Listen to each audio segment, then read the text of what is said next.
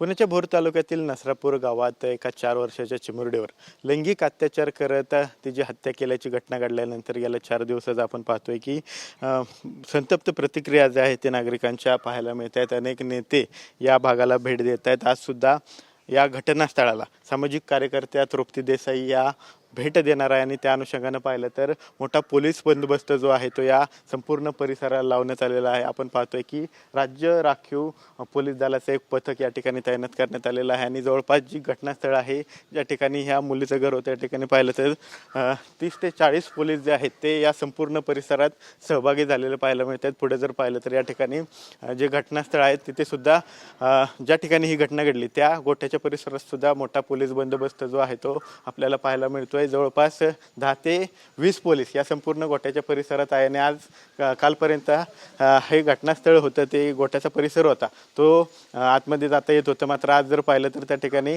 Crime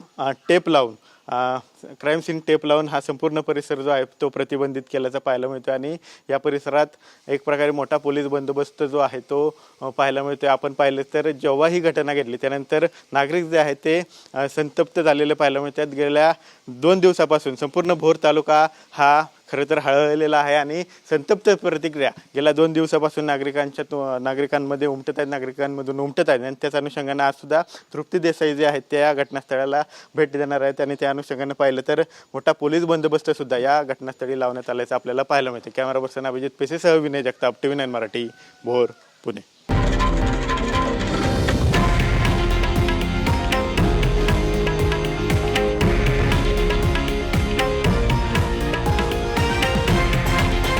हे आहे देशातील नंबर 1 न्यूज नेटवर्क आणि आपण पाहत आहात TV9 मराठी, एकमेव।